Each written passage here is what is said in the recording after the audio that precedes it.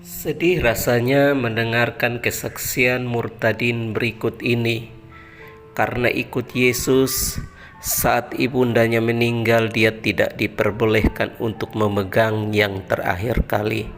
Saat itu dia sangat tersiksa.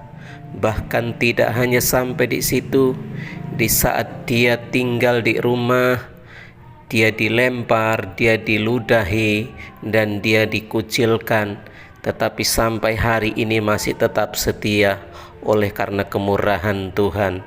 Simak video berikut ini. Bali, bu saya ternyata udah meninggal, saya ikhlas ya. Waktu pemakaman, waktu mau dikafani ya, dimandikan gitu ya, disolatkan orang muslim gitu ya. Saya suruh baca surat, saya suruh ngaji dulu, doain ibuku. Saya bilang gini, nggak bisa, aku nggak bisa, nggak mau, aku nggak bisa. Aku hafal, tapi aku nggak bisa lagi gitu, aku gitu. Terus, iya karena kamu harus dibaptis, kamu kan najis, kamu ngojok pegang ibumu. Pak Deku bilang, ojo sampai Hani itu pegang tubuh ibumu, jadi waktu ninggal, waktu menyucikan, waktu ngesolatkan, waktu ganti kafan itu saya nggak pegang, nggak boleh pegang. Saya didorong-dorong, nggak boleh, jangan sampai, kalau dipegang saya itu kafir, nggak suci lagi, najis ibu saya, mayatnya itu najis kan. Padahal saya anaknya gitu loh. Saya didorong gitu, saya nggak megang, nggak sempat ngerawat ibu saya terakhir kali ya, memandikan gitu. Akhirnya itu yang membuat saya sampai sekarang ya ingat gitu ya, sedih saat terakhir di saat saya pengen balas ibu saya sebelum dimakamkan, ternyata ada yang menolak gitu, pade ustadz saya gitu menolak bahwa najis nanti kalau kamu udah wis dibaptis, kamu sudah beda dengan kita kok pegang-pegang gitu. Akhirnya saya berdoa di situ, saya nangis sendiri berdoa, dan orang-orang memastikan kalau saya nggak ngeyel megang ibu saya, tapi saya berdoa di situ, berdoa ya sudah, kalau saya nggak boleh pegang nggak apa-apa, saya doa saja. Tuhan tahu apa isi hati saya waktu itu. Akhirnya saya nggak pegang sampai di pemakaman, saya nggak boleh ikut gitu, nggak boleh ikut. Saya diam di tempat rumah duka ya, diam di situ, saya doa. Ya saudara-saudara cuma memandang, saudara-saudara di situ cuma memandang, yo sing sabar, yang sabar, cuma bilang gitu, cuma mengikut Yesus keputusanku, mengikut Yesus keputusanku, mengikut Yesus keputusanku, ku tak ingkar, ku tak ingkar. Lagu yang saya nyanyikan tadi pasti sudah tidak asing bagi kita umat Kristen, bahkan sangat familiar. I have decided to follow Jesus, atau mengikut Yesus keputusanku. Lagu yang sederhana namun indah. Terima kasih atas kesempatan ini, Roh Kudus yang menuntun malam ini ya. Terima kasih. Dulu saya dari keluarga Muslim. Saya adalah cucu dari pendiri masjid ya. Semua keluarga saya itu ustadz, dan orang tua saya juga orang aktif di dalam masjid untuk berazan, berikomah, yang pokoknya aktif di dalam masjid gitu ya. Kakak-kakek saya juga seorang yang terpandang di dalam agama Islam saya gitu. Sampai kita punya tanah aja dihibahkan, diserahkan ke suatu yang pembangunan tentang masjid gitu, dan kita dalam keluarga punya makam sendiri khusus untuk keluarga dari kita gitu, dari keluarga ustadz, dari keluarga yang keluarga kita yang benar-benar pendiri masjid gitu. Mungkin kadang orang juga bingung, keturunan ini kok bisa kenal Tuhan Yesus, karena Roh Kudus juga yang menuntun saya. Saya masuk Islam itu di tahun 2009 saya masuk Islam, masuk Kristen. Saya Islam dulu, waktu masih Islam saya itu mungkin diajarkan untuk mengaji, untuk sholat, untuk mengaji, untuk mendekat Al-Quran gitu, untuk membaca Al-Quran, diteter dulu waktu di masjid. Kalau sore itu harus ke masjid, harus ngaji gitu ya, harus sore malamnya sebelum belajar juga harus ngaji dulu, pokoknya harus ke agama dulu gitu, harus sholat, harus diingetin gitu ya. Karena dari silsilah seperti itu, saya kadang juga bingung, ikut-ikut aja gitu. Hafalan ya hafalan, surat-surat apa itu di Al-Quran tuh saya juga hafal, di surat Yasin aja saya hafal. Jadi dulu dari keluarga saya itu mendidik untuk salah satu surat harus dihafalin gitu, selama berapa hari sampai hafalan berapa ayat gitu, sampai harus harus dijelaskan gitu, harus hafal ini sampai ini gitu. Jadi kayak hafal di luar kepala di surat Yasin itu. Tapi saya kan masih kecil waktu itu, saya nggak tahu, yang ikut-ikut aja gitu, ikut amalan itu gitu, amalan untuk membaca sampai ayat pertama sampai terakhir gitu ya, ngaji ya ikut ngaji gitu. Cuma saya ikut-ikut aja layaknya anak kecil gitu. Sampai dewasa juga sih saya juga ikut-ikutan aja, kayak soalnya saya kan nggak tahu di Al-Quran itu kan bahasanya Arab gitu ya, sedangkan saya kan orang Jawa, orang bahasa Indonesia, ya ikut-ikut aja ya. Saat puji-pujian, saat tibaan, kalau orang Jawa, kalau orang Muslim tibaan itu ya ikut aja nyanyi-nyanyi gitu, tapi secara Muslim juga sih. Yang saya dapat sih ya, doktrin-doktrin itu emang banyak ya di dalam waktu saya masih Muslim. Doktrin saya itu ya, mungkin orang tua saya bilang gini, jangan sampai deket-deket orang Kristen gitu. Sekolah saya juga dulu waktu masih SMP terus SMA juga dikhususkan untuk ke madrasah gitu ya, untuk ke Islami gitu. Jadi saya suruh ngaji, saya suruh sholat, suruh puasa, apalagi kalau di bulan Ramadan saat saya nggak puasa itu dimarahi, dipukul, pokoknya dimarahi sama orang tua, harus puasa gitu, sholat sampai sholat dulu, apa kamu belum sholat ya, sholat dulu gitu.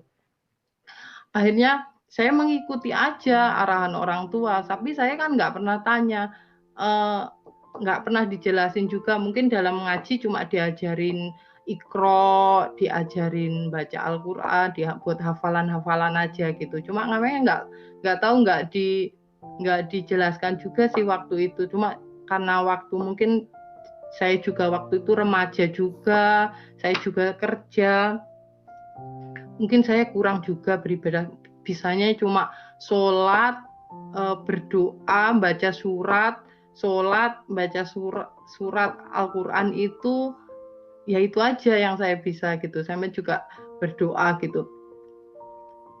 Terus doktrin-doktrin selama ini sih yang saya dapat ya, waktu saya masih dalam agama yang lama, ya mungkin orang tua saya mengekang gitu, saya berteman dengan seorang Kristen, apalagi masuk dalam gereja, apalagi berjabat tangan gitu, apalagi pokoknya menentang sekali gitu, najis, nggak boleh ikut-ikut, nanti kamu akan terseret katanya, pokoknya nggak boleh dekat-dekat orang Kristen itu gampang menyeret orang gitu, nanti kalau kita itu agama yang paling benar ya ini, agama ini gitu, kita harus menjunjung tinggi nabi kita juga gitu, jadi kita diagung-agungkan waktu hajian pun, waktu musim haji gitu ya kayak ya bermegah gitu, di saat ada orang yang pulang dari haji itu, saat disambut kayak seakan-akan tuh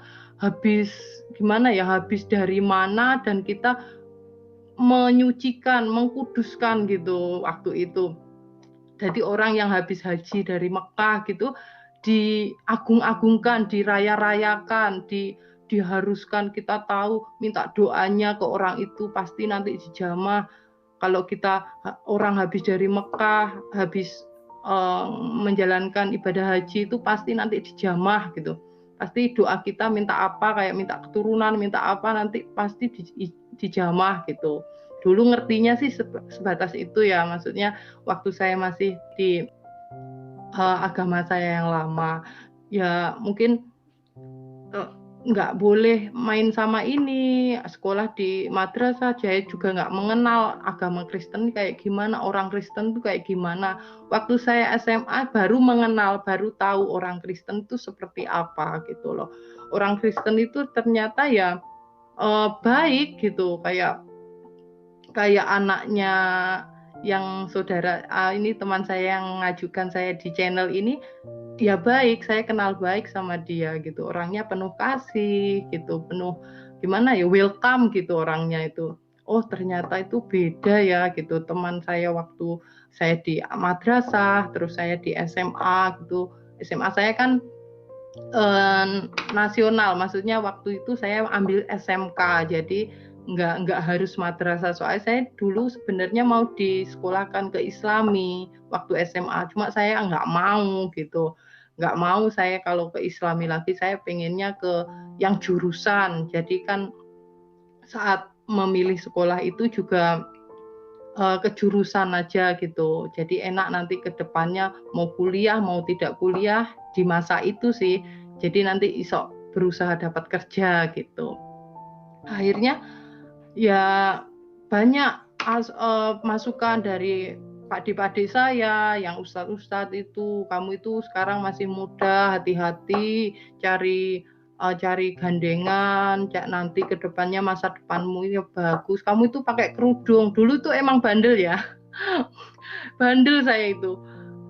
Dulu jarang kerudungan saya itu, terus terang. Nggak tahu sih, saya itu Islam tapi ya suka kerudungan, suka kalau ada acara-acara apa-apa. Cuma di saat nggak ada acara apa sih, saya juga bebas gitu. Cuma dari orang tua saya ya mendidik harus kerudungan, pakai kerudung. Ada acara apa itu tutup auratnya gitu. Cuma saya bandel gitu ya.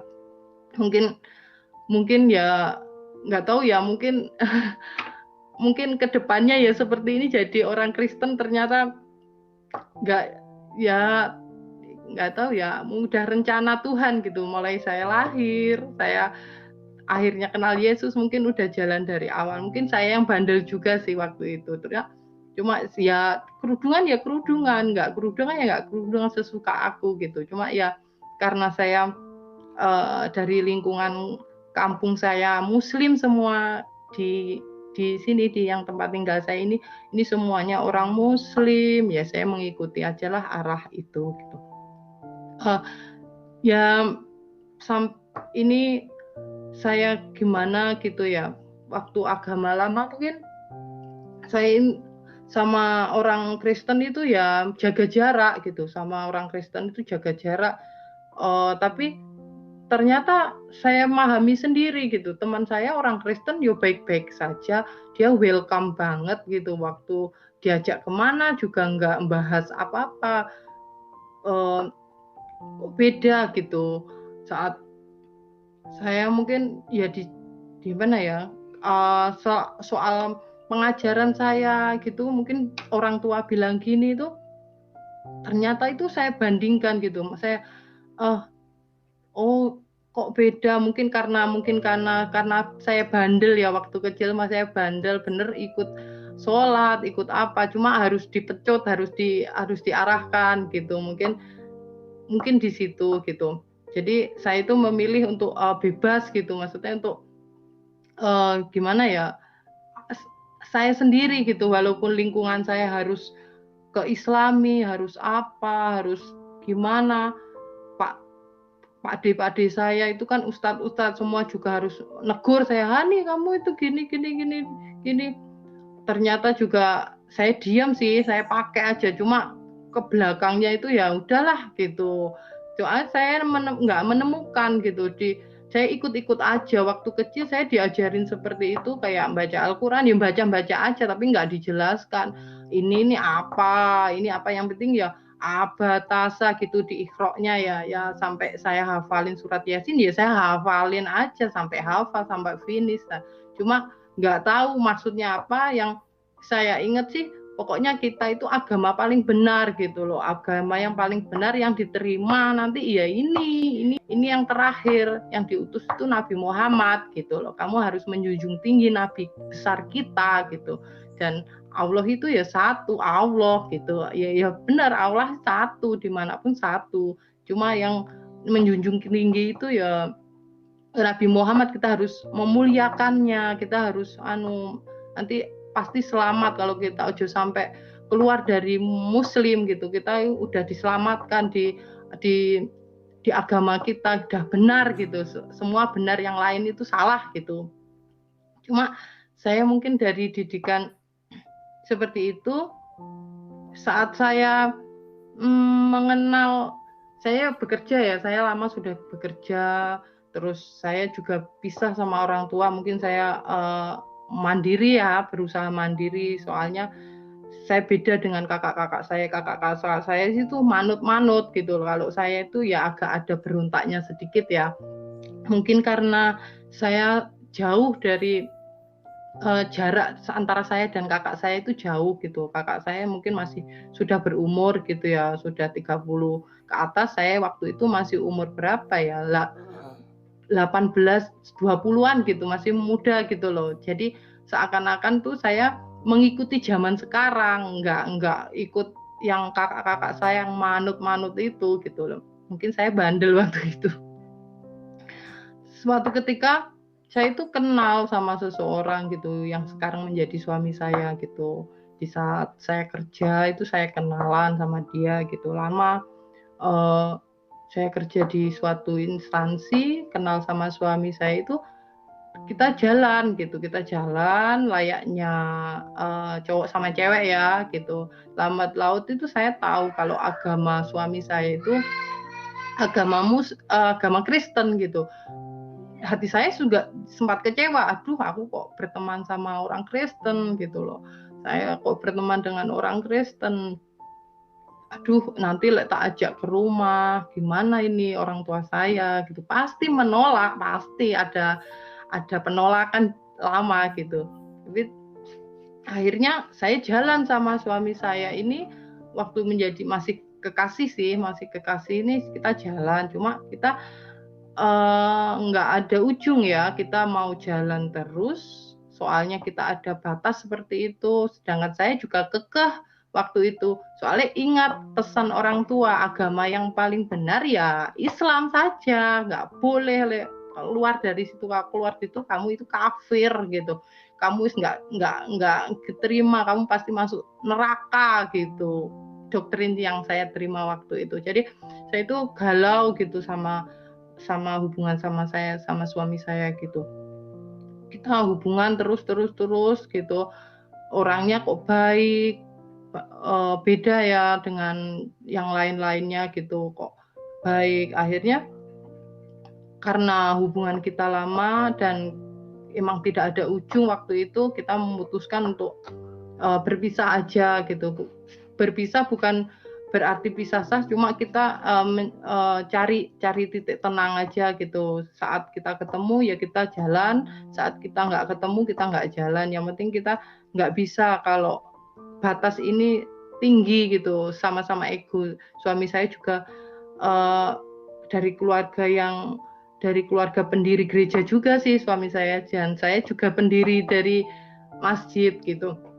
Jadinya kita itu sama-sama kuat gitu di sini. Tapi nggak tahu ya, waktu itu terus kita pisah lama sih sama suami saya, nggak ada hubungan lama, nggak ada hubungan, dan saya juga jalan kehidupan saya sendiri, suami saya juga dapat jalan kehidupannya sendiri gitu. Akhirnya kita beda tempat kerja, saya tetap di sini, suami saya di kota lain gitu. Kita sama-sama sibuk dengan kegiatan masing-masing. Akhirnya kita lost kontak gitu. Soalnya HP suami saya itu hilang gitu.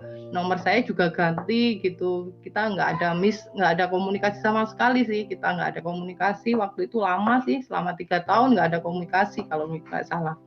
Akhirnya nggak tahu kenapa waktu saya ada panggilan dari Surabaya, panggilan kerja, pimpinan saya bilang, "Hani, kamu tak pindah ke tempat gini," gitu.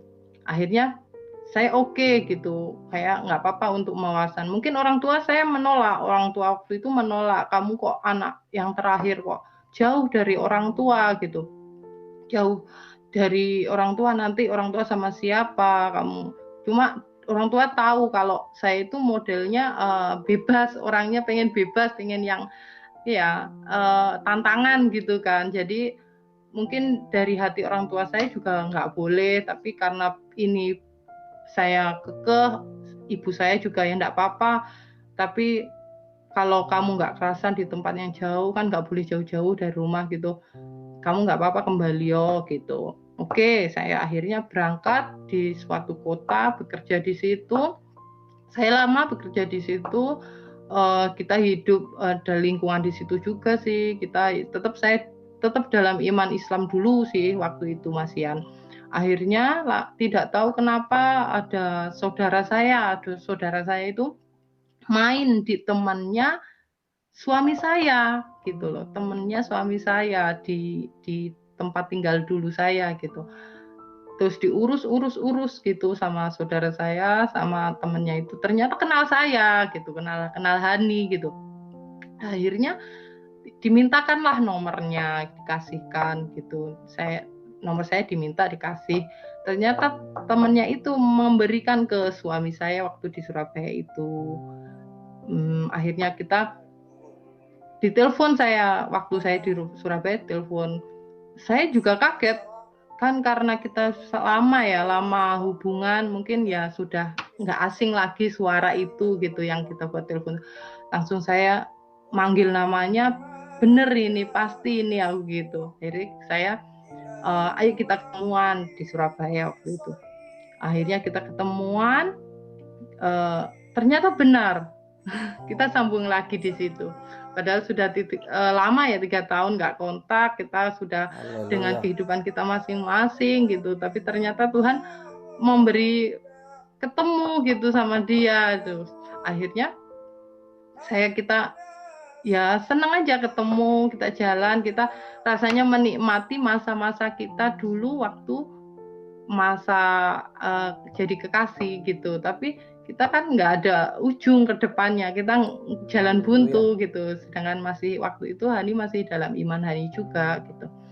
Akhirnya saya juga selesai pulang dari pertemuan itu, selesai saya juga tetap sholat, tetap ibadah, tetap tahajud, tetap apa gitu ya. Ada suara gitu loh, ada suara di hati saya bilang gini, kamu mau jalan ke siapapun, endingnya, terakhirnya nanti pasti sama ini yang terakhir, suami kamu ini gitu. Kamu mau jalan sama pacaran sama ini, pacaran sama itu, pasti nanti terakhirnya ya sama suami saya ini gitu. Hati saya gitu, tapi ada menolak saya.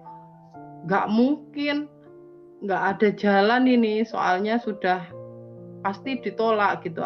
orang tua saya gimana kalau saya tetap kekeh sama suami saya, nggak ada jalan gitu penolakan. Suatu ketika kita hidup di Surabaya tetap kontekan, tetap biasa aja, kita enjoy, mau main-main juga main-main sih. Cuma nggak tahu ya kenapa ya, waktu itu suara itu datang lagi di hati saya juga gini, ya nanti gimana pun pasti dapatnya suami kamu gitu loh. Akhirnya saya memberanikan diri waktu itu, saya juga pengen tahu ya, orang Kristen itu gimana toh. Padahal suami kekasih saya yang jadi suami saya itu orangnya baik gitu loh. Apa sih yang nggak disuka orang Islam, agama saya yang dulu, dengan apa sih, orangnya lo baik gitu loh. Orangnya enggak seperti yang aku dengar waktu doktrin waktu masih kecil gitu. Akhirnya saya bilang gini, saya mau ikut kamu gitu. Nggak tahu saya itu ngomong itu nggak tahu ya, kok berani gitu. Saya waktu itu ngomong di telepon, suami saya telepon, kaget suami saya, kamu ikut aku? Iya gitu. Mudahnya gitu saya ngomong. Nggak tahu ya, saya ngomong itu mungkin kalau sekarang sih dituntunan Roh Kudus ya. Kalau sekarang iman saya seperti itu, tuntunan Roh Kudus yang bekerja di mulut saya. Akhirnya waktu itu hari Sabtu, terus suami saya bilang gini, kalau emang kamu serius mau ikut aku, oke, tak ajak ke gereja gitu. Kamu siap-siap, hari Minggu besok pagi saya jemput gitu. Pertama kali itu saya siap-siap, saya beres-beres di tempat kos saya dulu waktu kerja di sana. Akhirnya saya berangkat ke gereja gitu. Saya dengan baju sopan gitu-gitu. Saya nggak punya Alkitab ya, saya nggak ngerti Alkitab gimana, soalnya nggak pernah pegang gitu. Kok pegang, temanan aja nggak boleh, apalagi pegang gitu, pegang barang-barangnya orang Kristen. Kafir, yang dibilang orang tua saya kafir, semua kafir. Jadi akhirnya saya nggak punya Alkitab. Suami saya bilang, kalau kamu gereja kamu harus bawa Alkitab gitu. Kalau di agamamu kan Al-Quran, kalau di agamaku itu Alkitab ini gitu dikasih. Saya masuk di waktu itu di salah satu gereja di Surabaya gitu. Oh ternyata orang Kristen ini seperti ini. Oh ternyata itu ibadahnya seperti ini, cara nyanyi-nyanyinya seperti ini, yang dibilang orang Kristen itu kalau sedih kok nyanyi malahan gitu kan. Orang-orang dulu waktu dari keluarga saya, orang Kristen itu seharusnya kalau sedih itu jangan menyanyi gitu kan. Dulu anggapannya orang saudara-saudara saya dulu itu menyanyi gitu kan, menyanyi, wong sedih kok malah menyanyi. Sedih kan seharusnya ya sholat lah. Kalau agama dulu itu sholat, harus mendekat sholat, kok malah menyanyi gitu. Akhirnya saya tahu, oh ini adalah puji-pujian, ini sebenarnya nyanyian ini tuh ya untuk bersyukur, rasa syukur sama Tuhan gimana gitu. Akhirnya saya pertama kali itu suami saya tanya, gimana kamu pertama kali di gereja kan, jadi gimana responmu? Ya bagus, ternyata ibadahmu seperti ini gitu, ternyata cara ibadahnya orang Kristen seperti ini. Iya gitu. Makanya kok orang Kristen kok baik-baik ya gitu, maksudnya kok ternyata ya kayak cara penyampaian khotbahnya, cara apa itu masuk gitu, soalnya dengan bahasa kita sendiri, bahasa apa Indonesia, sedangkan firman-firman dan ayat-ayatnya itu ya di Alkitab kan bahasa Indonesia juga Kak, sesuai bahasa kita. Jadi kan tahu ayat ini tentang kata-katanya apa gitu, menjelaskan apa gitu, dijelaskan di situ. Sedangkan yang dulu waktu saya masih agama yang dulu kan nggak tahu, yang penting ikut aja. Bahasa Arab itu artinya apa, yang penting ikut aja. Suruh hafalin surat Yasin yang nggak tahu artinya ya ikut aja, hafalin ya hafal gitu. Tapi untuk waktu saya memutuskan untuk mengenal Tuhan Yesus gitu, Waktu itu suami saya belum dibaptis waktu itu. Pertama kali saya masuk gereja belum dibaptis waktu itu. Saya Haleluya. cuma pengen ikut aja seperti apa gitu. Akhirnya saya memutuskan, oh ya besok minggu lagi ajak saya gitu. Terus suami saya, iya boleh. Sudah jam Iya maaf. 8. Iya sebentar. Maaf. Akhirnya minggu keduanya sih bilang gini, kamu saya ajak itu bukan karena maksa loh ya saya gitu. Suami saya enggak, ini saya pengen aja ikut, seneng kok. Kan ada puji-pujian lagu-lagunya yang saya tahu, kata-katanya lagunya kan saya ngerti. Waktu dulu kan nggak ngerti, kayak bahasa Arab toh gitu, nyanyinya juga secara bahasa Arab saya nggak ngerti. Sekarang kan saya ngerti, di gereja itu secara bahasa Indonesia nyanyinya seperti ini gitu loh, bersyukurnya. Akhirnya saya bilang suami saya, kamu harus kalau kamu terus-terusan ke gereja, kamu harus dibaptis gitu, kamu harus menerima Tuhan Yesus, kamu harus ada sekolahnya dulu untuk teguhan imanmu. Oke, saya ikut aja gitu. Saya ikut waktu itu. Saya nggak apa-apa, saya dibaptis. Tapi dibaptisnya di mana? Saya gitu. Ya di sini gitu. Di gereja di tempat di Surabaya waktu itu bukan di tempat saya. Terus saya pikir gini, kalau saya dibaptis otomatis saya sudah resmi masuk menerima Tuhan Yesus gitu. Tapi di sisi lain juga waktu itu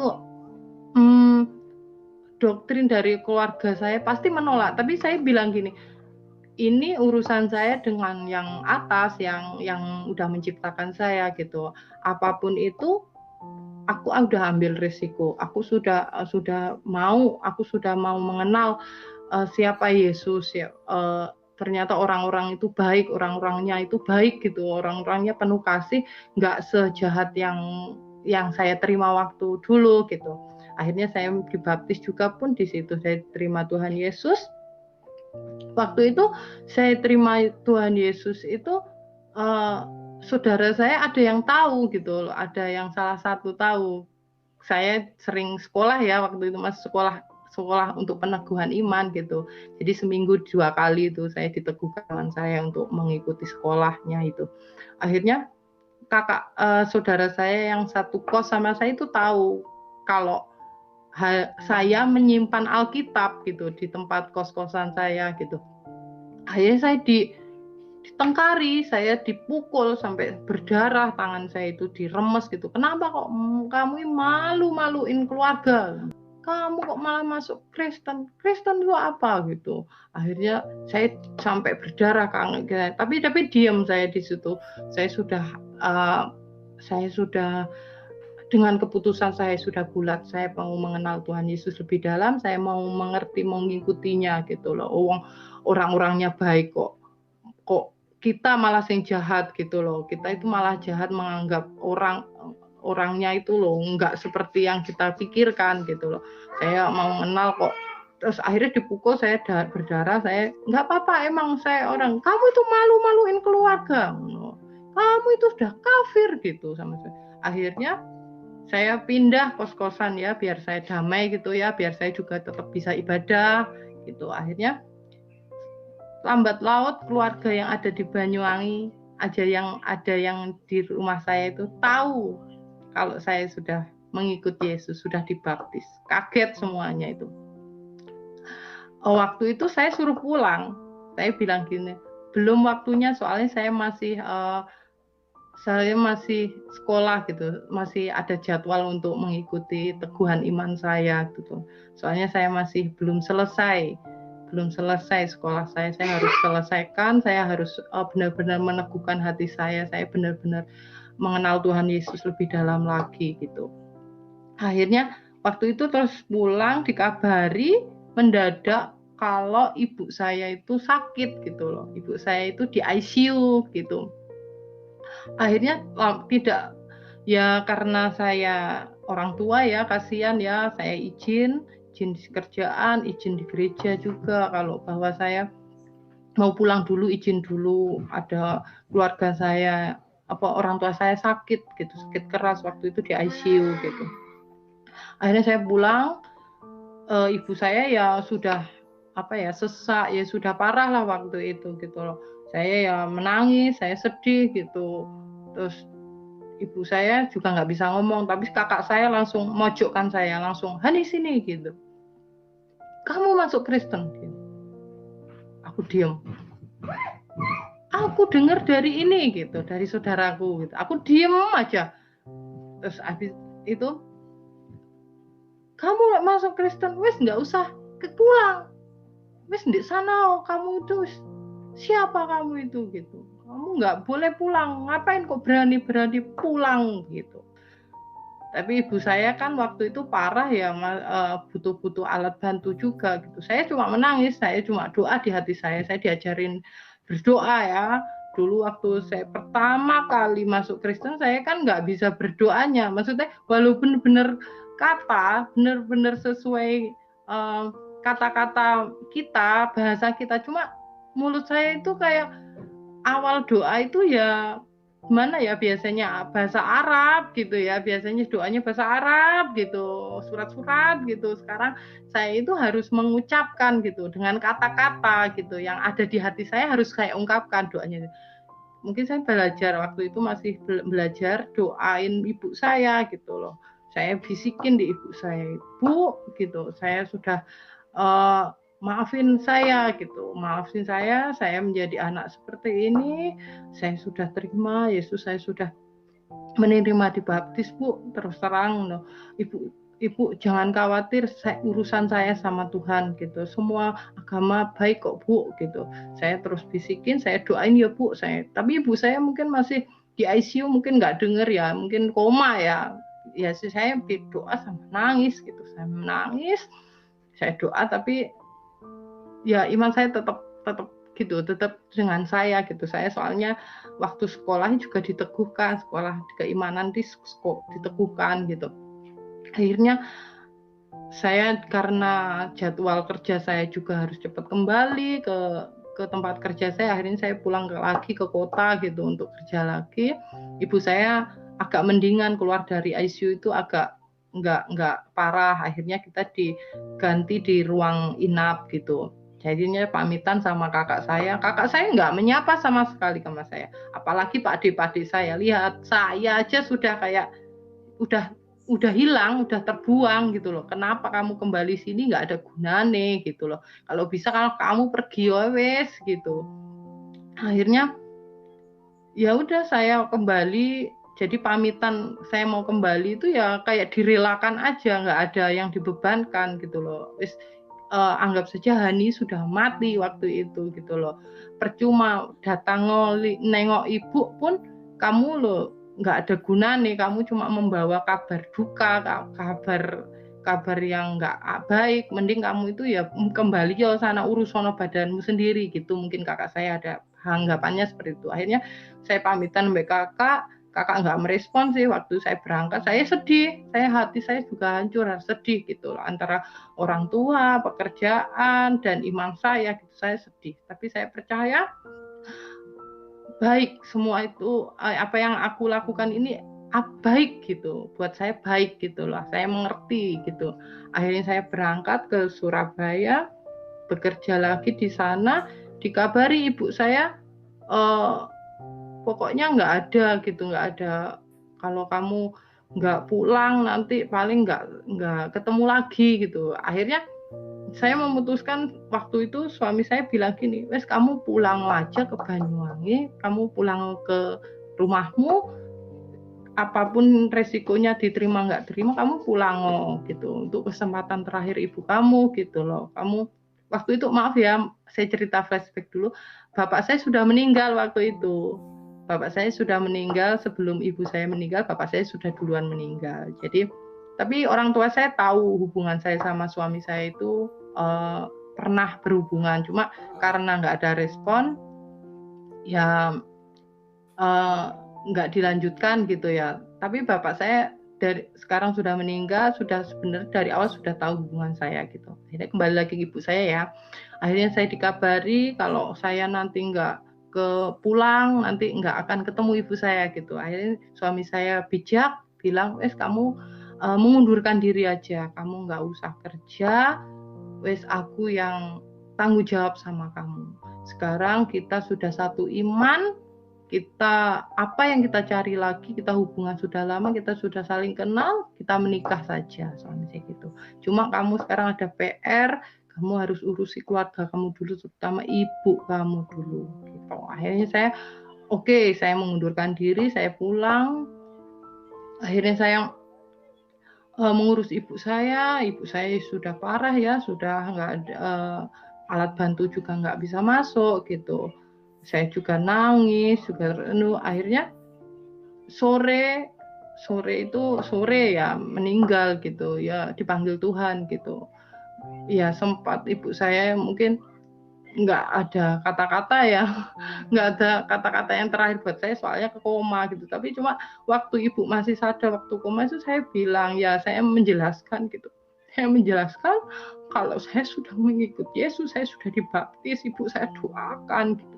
Cuma waktu itu ibu nggak ada kata-kata terakhir gitu, merespon nggak ngerti ya. Akhirnya saya memutuskan untuk kembali. Ibu saya ternyata udah meninggal, saya ikhlas ya. Waktu pemakaman, waktu mau dikafani ya, dimandikan gitu ya, disolatkan orang Muslim gitu ya. Saya suruh baca surat, saya suruh ngaji dulu, doain ibuku. Saya bilang gini, nggak bisa, nggak mau, aku nggak bisa. Aku hafal, tapi aku nggak bisa lagi gitu, aku gitu. Iya, karena kamu harus dibaptis, kamu kan najis, kamu ngojo pegang ibumu. Pak Deku bilang, ojo sampai hani itu pegang tubuh ibumu, jadi waktu meninggal, waktu menyucikan, waktu ngesolatkan, waktu ganti kafan itu saya nggak pegang, nggak boleh pegang. Saya didorong-dorong, nggak boleh, jangan sampai, kalau dipegang saya itu kafir, nggak suci lagi, najis ibu saya, mayatnya itu najis kalau. Padahal saya anaknya gitu loh. Saya didorong gitu. Saya nggak megang, nggak sempat ngerawat ibu saya terakhir kali ya, memandikan gitu. Akhirnya itu yang membuat saya sampai sekarang ya ingat gitu ya, sedih saat terakhir di saat saya pengen balas ibu saya sebelum dimakamkan. Ternyata ada yang menolak gitu, Pak De Ustadz saya gitu menolak bahwa najis nanti kalau kamu udah wis dibaptis, kamu sudah beda dengan kita kok pegang-pegang gitu. Akhirnya saya berdoa di situ, saya nangis sendiri berdoa, dan orang-orang memastikan kalau saya nggak ngeyel megang ibu saya, tapi saya berdoa di situ, berdoa. Ya sudah, kalau saya nggak boleh pegang nggak apa-apa. Saya doa saja. Tuhan tahu apa isi hati saya waktu itu.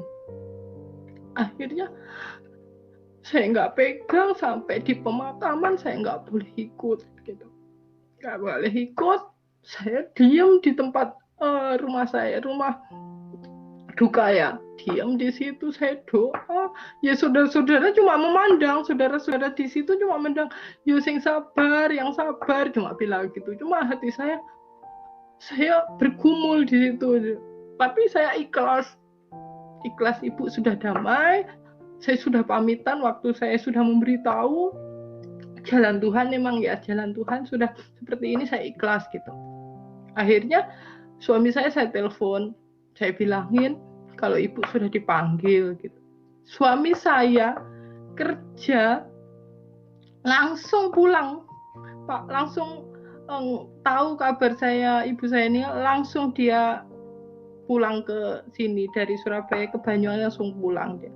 Sampai sini malam langsung dia meluk saya menangis sama suami saya nggak boleh pegang, saya nggak boleh pegang ibu saya nggak boleh rawat yang terakhir kali gitu.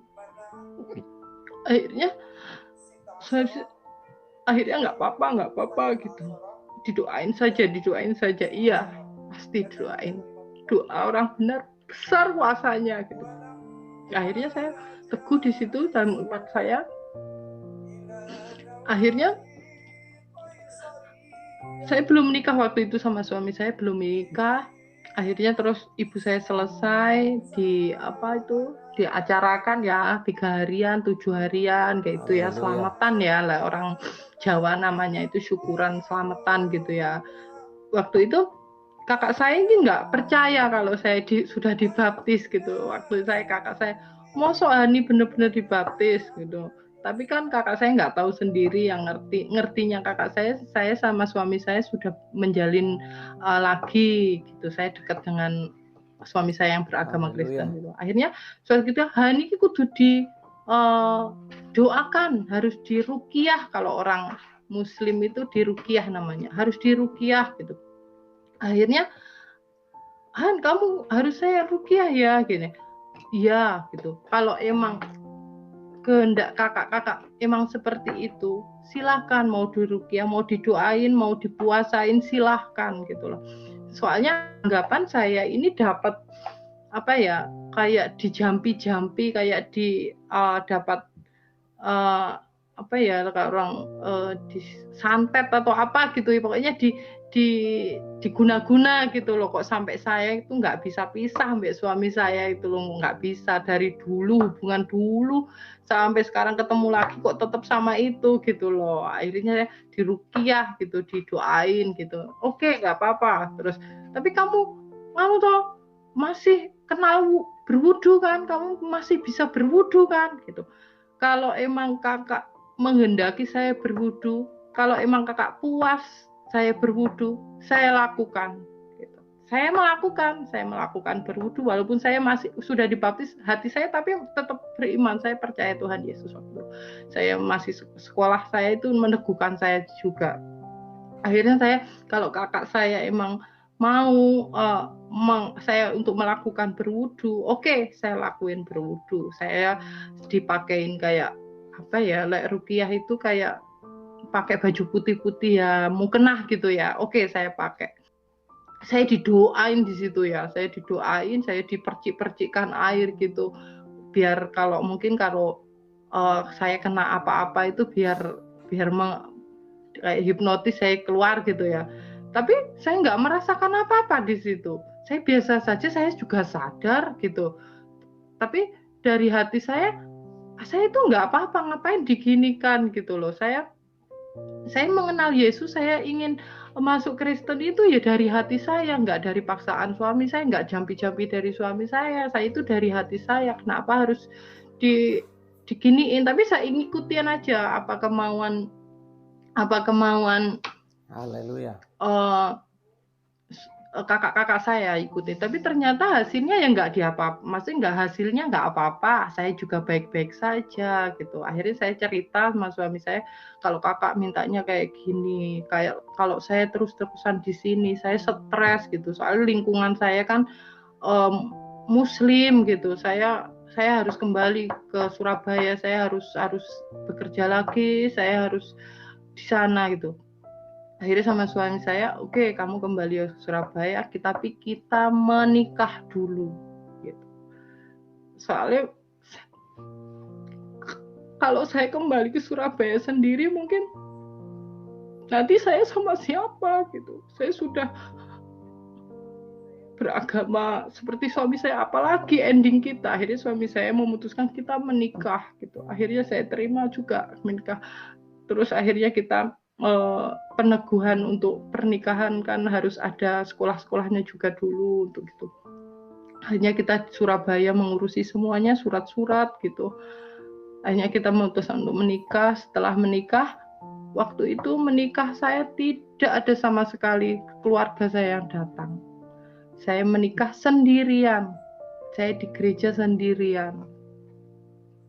Ya mungkin saudara-saudara saya datang, saudara-saudara yang jauh sih ya, dari jauh gitu, yang nggak tahu Hani gimana, mungkin datang waktu di acara di rumah, di syukurannya, tapi waktu di gereja itu anti, nggak ada, nggak boleh di gereja, masuk aja di halaman gereja itu sudah najis gitu loh, soalnya saya sudah kafir gitu.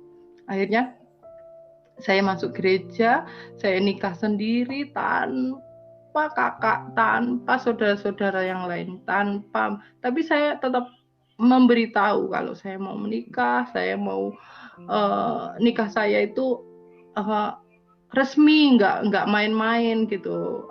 Saya benar-benar memilih sama suami saya gitu. Akhirnya kita nunjukkan, waktu itu saya menikah di tahun 2009 saya menikah. Waktu itu saya mengikut Tuhan Yesus mau ke 2009, tapi terus saya menikah di tahun 2009. Habis itu kita hidup lagi, habis di menikah kita kembali ke tempat pekerjaan suami saya di Surabaya lagi. Kita hidup di sana, kita hidup tenang, kita hidup walaupun di belakangnya keluarga-keluarga saya yang seperti itu, tapi kita fokus di tempat tinggal kita untuk ibadah, untuk saya lebih teguh lagi gitu. Akhirnya lambat laut saya ditelepon gitu, mungkin kakak saya, kok Hani nggak pernah ada kabar ya, kok hilang gitu. Mungkin ya nurani ya, seorang saudara, walaupun baiknya di situ keluarga saya. Tapi kalau yang lain-lain emang fanatik banget. Cuma dari keluarga pribadi saya, kakak saya itu mungkin sekarang sudah nggak ada kedua orang tua. Kok Hani malah hilang. Akhirnya saya ditelepon sama kakak saya, tanya kabarnya gimana gitu. Waktu itu saya hamil anak saya yang pertama. Saya menangis, ditelepon kakak saya menangis. Ternyata masih ada saudara yang mau telepon saya, yang mau tahu kabar saya gitu loh. Saya padahal di Surabaya berusaha hidup saya damai-damai saja karena saya punya Tuhan Yesus sekarang gitu.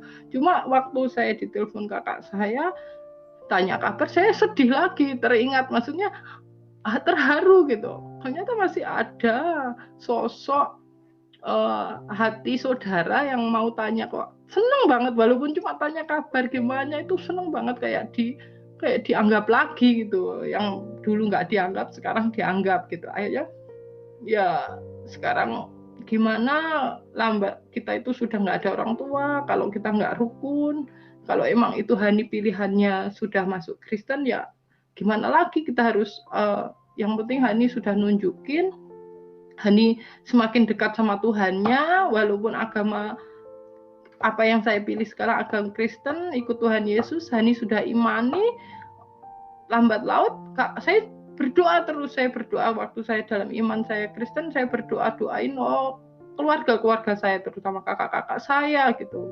saudara-saudara yang lain. Saya berdoa semoga bisa menerima kenyataan gitu, bisa menerima saya kembali gitu, kalau saya sudah menerima Tuhan Yesus gitu. Akhirnya ya Tuhan kasih kejutan, hadiah gitu, mujizat bagi saya. Kakak saya telepon saya bahagia sekali, terus tanya kabar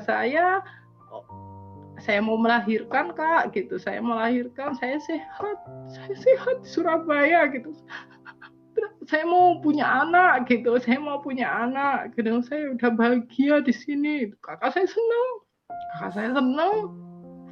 Akhirnya terus ya nanti kalau ada senggang waktu dia pulang gitu.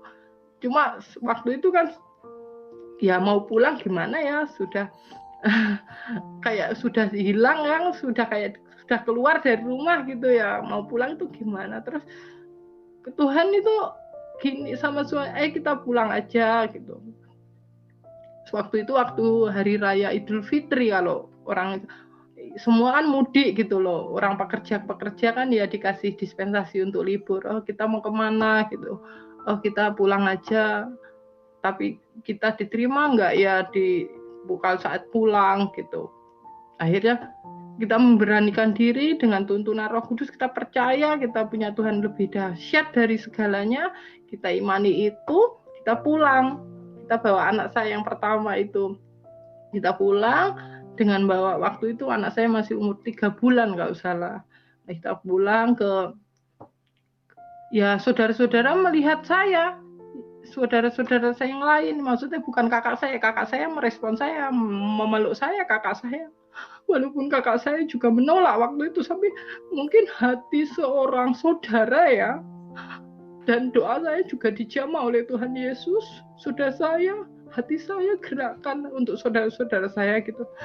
Saudara saya menerima waktu itu, saudara yang paman-paman saya itu menolak keras, kan soalnya ustadz-ustadz semua ya.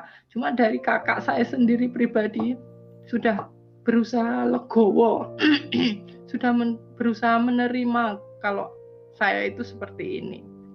Akhirnya kita pulang, bawa anak saya juga dipeluk, saya juga dipeluk, sudah kita damai gitu, kita nggak mau sama siapa, nggak mau dengerin siapa, yang penting saya sama kakak saya. Terus lambat laut kita baik, kita kembali Surabaya, kita hubungan baik, kita tetap telepon-teleponan, walaupun sama paman-paman saya ya tetap nggak baik ya. Akhirnya saya baik sama kakak-kakak saya. Sudah, aku nggak mikirin yang lain, yang penting saudara saya sekandung aja sudah nerima, itu sudah begitu wow gitu, begitu mujizat Tuhan gitu. Akhirnya saya nggak pedulikan yang lain, saya doain terus, saya berdoa di situ. Lambat laut saya punya ingat gitu loh, ingat waktu kedua orang tua saya masih hidup, bilang di saya kan anak ragil, anak yang terakhir gitu, bilang gini pesennya, anak terakhir kalau bisa nanti ya tinggal di rumahnya peninggalan bapak ibu gitu, harus merawat gitu, bisa nggak bisa ya ini rumahnya siapa. Ingat saya di situ, saya terus bilang sama kakak saya, kak seandainya saya pulang menempati rumah ibu yang kosong, responnya gimana gitu. Akhirnya bapak ibu saya, kakak saya, ya enggak apa-apa kalau memang kamu mau tinggal di situ, tapi ya keadaannya seperti ini gitu, kamu mampu nggak. Terus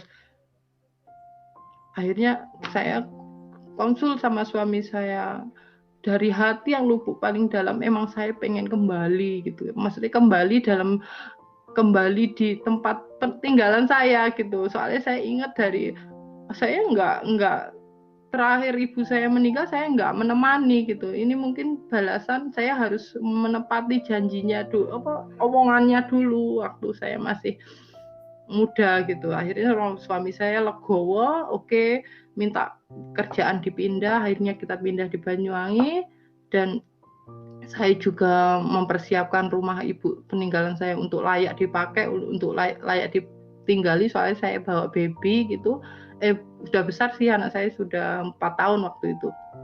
Akhirnya kita tinggal di situ, banyak penolakan. Rumah saya sampai di batu itu, pintu saya sampai rusak sama keluarga paman-paman saya itu, diwantem dilempari batu-batu gitu, sampai setiap lewat di rumah saya itu meludah gitu loh. Apalagi saya lewat papasan, sudah meludah gitu loh. Najis, sudah kafir soalnya gitu loh. Dulu ditentang banget sampai paman pakde saya itu. Suatu ketika saya tetap berdoa di situ. Saya tetap berdoa di tempat tinggal saya ini, tapi saya tetap juga di gereja. Saya juga tetap beriman di dalam Kristus Yesus, tetap saya berdoa. Akhirnya paman saya yang biasa meludah, biasanya najis, melempar batu, Tuhan memberi kemenangan di saya. Tuhan membuat musuh-musuh saya bertekuk lutut. Dengan apa? Yang biasanya melempar batu kena stroke, yang meludah kena sakit lambung yang parah gitu, yang nggak bisa bangun gitu. Tuhan di situ begitu ajaib ya. Saya tetap bergumul di situ. Suami saya juga tetap sesuai talentanya dia memberkati orang. Dia kan di pelayanan medis ya, suami saya di situ juga berusaha untuk menjadi berkat melalui talentanya. Ada yang mau periksa kesehatan atau apa gitu, suami saya tetap merespon, tetap membuka pintu. Tapi kadang ada orang yang nggak mau menerima saya, suami saya dalam keadaan seperti itu. Tapi kita tetap yakin dan percaya itu Tuhan Yesus bekerja semua. Akhirnya paman saya yang sakit stroke, Tuhan panggil, akhirnya meninggal. Terus Pak D saya yang ustadz gitu yang sakit juga Tuhan panggil gitu. Dengan satu-satu ternyata Tuhan punya cara ya, nggak tahu ya. Ya kita nggak doain sebenarnya kita itu loh, nggak mau ada yang sakit, nggak mau ada yang kena apa-apa, cuma nggak tahu ya Tuhan, jalan Tuhan sendiri gitu. Saat kita benar-benar berdoa, saat kita berserah di dalam lingkungan muslim, saya tinggal di lingkungan muslim sampai sekarang. Soalnya saya dari awal satu pesan orang tua saya jaga, yang kedua saya punya Tuhan Yesus. Yang ketiga, visi dan misi saya jadi lilin terang, jadi berkat semua orang. Walaupun diterima tidak diterima melalui talenta suami saya ataupun saya sendiri, saya tetap pengen jadi lilin terang gitu. Sampai sekarang pergumulan itu. Akhirnya saya nggak peduli ya, hubungan saya sama kakak saudara saya yang lain sudah membaik. Paman saya juga satu ada yang meninggal dipanggil Tuhan. Saya tetap ya, yang melarang saya nggak boleh pegang orang tua saya waktu meninggal itu ya sudah meninggal, tapi kita harus memaafkan gitulah. Kita harus memaafkan gitu. Kalau kita pengen diampuni sama Tuhan, kita harus memaafkan orang, kita harus memaafkan gitu loh. Akhirnya saya berusaha di situ memaafkan penuh kasih. Akhirnya saya sampai sekarang Tuhan Yesus pakai saya gitu, puji Tuhan saya walaupun dengan seperti ini keterbatasan saya, Tuhan Yesus sungguh ajaib memakai saya untuk dalam pelayanan di gereja. Walaupun di dalam lingkungan muslim sekarang sampai kakak saudara-saudara walaupun pendiri masjid, rumah saya dari masjid mungkin cuma 100 meter rumah saya ini. Tapi ya kita toleransi ya dulu sih ditolak banget, diludahi rumah saya gitu. Tapi sekarang mungkin semua itu karena kasih kemuliaan Tuhan ya bagi kita ya, karena kita anak-anaknya yang tetap teguh, tetap memikul salib karena Yesus ya. Akhirnya kita semua digerakkan sama Tuhan dengan kebaikan semua. Suami saya pekerjaannya lancar, puji Tuhan, dan saya juga sekarang berusaha untuk melayani, diajari untuk melayani oleh mentor-mentor saya. Saya semakin diteguhkan, saya semakin bertumbuh di dalam Kristus. Saya sangat berterima kasih, saya sudah kenal Yesus yang begitu ajaib dan luar biasa, sungguh hebat.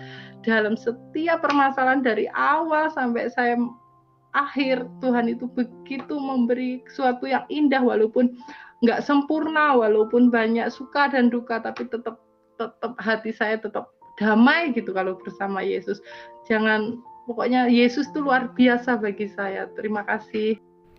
Mari kita terus doakan saudara-saudara kita yang tertindas supaya mereka mengalami kekuatan di dalam hidup mereka, iman mereka semakin kuat dan mereka boleh menjadi saksi Kristus di akhir zaman dan banyak jiwa boleh dapat dimenangkan.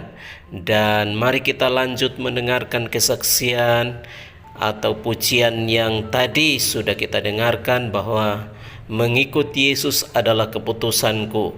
Dan di balik lagu itu ada cerita yang sangat luar biasa tentang orang-orang yang berjuang untuk mempertahankan iman mereka kepada Yesus. Haleluya.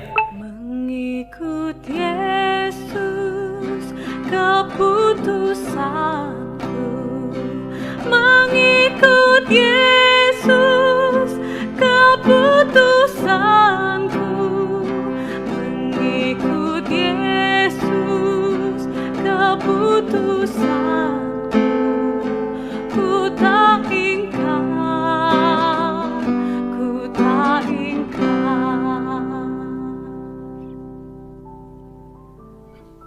Lagu yang saya nyanyikan tadi pasti sudah tidak asing bagi kita umat Kristen, bahkan sangat familiar. I have decided to follow Jesus, atau mengikut Yesus keputusanku. Lagu yang sederhana namun indah. Lagu yang sering kita nyanyikan di persekutuan kita. Tapi apakah kita tahu kisah pilu di balik lagu itu? Kisah ini terjadi sekitar tahun 1800-an di sebuah desa kecil bagian timur India. Desa tersebut dihuni oleh beberapa suku yang masih primitif. Ada sebuah keluarga yang terdiri dari suami, istri, dan 2 orang anak mereka yang memutuskan untuk menerima Yesus Kristus sebagai Tuhan dan Juru Selamat mereka. Mendengar hal tersebut, kepala suku menjadi sangat marah dan memerintahkan semua warga untuk berkumpul di alun-alun desa dan memanggil keluarga yang sudah menerima Yesus tersebut untuk diadili di tengah-tengah warga. Kepala suku menatap mereka lalu berkata kepada pria tersebut, "Jika engkau dan keluargamu tidak menyangkal Kristus saat ini juga, kamu dan keluargamu akan mati." Pria itu tidak tahu harus menjawab apa atau berbuat apa. Hanya satu kata yang terlintas di kepalanya,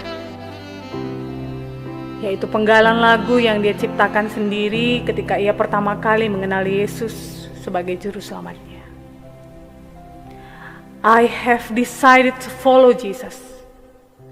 No turning back. No turning back. I have decided to follow Jesus.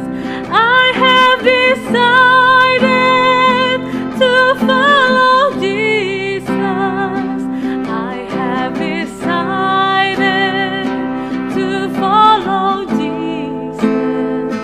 No turning back. No turning back.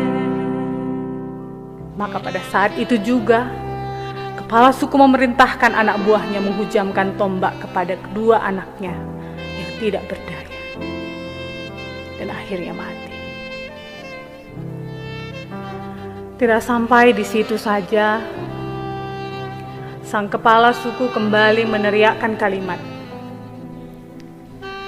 "Jika kamu tidak mau meninggalkan imanmu itu, bukan hanya anakmu yang mati, istrimu juga akan mati."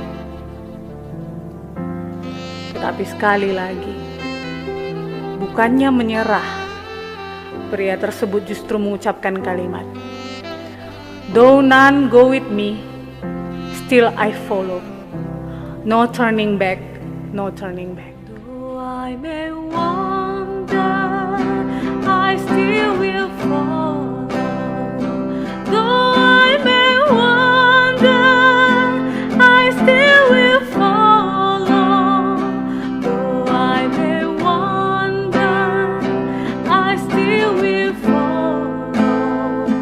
No turning back, no turning back. Sekejap saja, setelah mendengar kalimat itu, kepala suku memerintahkan untuk membunuh istrinya. Setelah kematian istrinya yang tragis, pria itu diberi satu kesempatan terakhir untuk menyangkal Kristus dan berbalik dari imannya itu. Tetapi dengan mantap pria itu berucap, "The cross before me, the world behind me. No turning back, no turning back." The world behind me, the cross before me. The world behind me, the cross before me.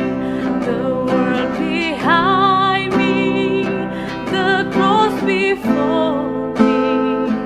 No turning back, no turning back. Ternyata itu menjadi ucapan terakhir yang keluar dari dirinya karena kepala suku itu kemudian membunuhnya. Meskipun pria tersebut dan keluarganya menjadi martir pada saat itu, ternyata kematian keluarga itu berdampak besar sebagai jalan masuknya Injil Kristus diterima dan berkembang pesat di daerah itu. Karena sesuatu yang luar biasa terjadi. Beberapa waktu berjalan, kepala suku menjadi terganggu dan penasaran. Mengapa ada orang yang begitu kokohnya percaya dan beriman kepada pribadi yang bernama Yesus Kristus? Hal itulah yang membawa kepala suku akhirnya bertemu secara pribadi dengan Kristus dan menjadi percaya karena kesaksian hidup keluarga yang telah ia bantai. Ia lalu memanggil seluruh warganya untuk berkumpul di alun-alun desa tempat keluarga itu dibantai. Di sana dia menyatakan imannya kepada Yesus Kristus di hadapan seluruh warga, dan perbuatannya itu mendorong semua warganya untuk beriman dan percaya kepada Yesus Kristus. Mulai saat itu, kekristenan menjadi berkembang pesat di daerah itu. Kata-kata dari pria itu pun digubah menjadi suatu lagu him yang indah oleh seorang misionaris India, Sadhu Sundar Singh. Lagu ini kemudian diaransemen oleh komposer Amerika bernama William Reynolds. Kesaksian dari kisah lagu ini mengingatkan setiap orang percaya bahwa mengikut Yesus bukan hal yang mudah. Satu benih yang mati menghidupkan jutaan benih lainnya. Akan ada banyak tantangan, bahkan melibatkan nyawa sekalipun. Tetapi keteguhan iman dan pengharapan selalu menolong setiap orang percaya untuk tetap percaya. Tantangan dalam setiap zaman bisa berbeda-beda, tetapi prinsipnya adalah tetaplah kuat berpegang pada iman kita kepada Yesus. Kiranya kita dimampukan untuk tetap memegang teguh iman kita kepada Tuhan, hingga Ia mendapati kita setia sampai akhir hidup kita. Amin.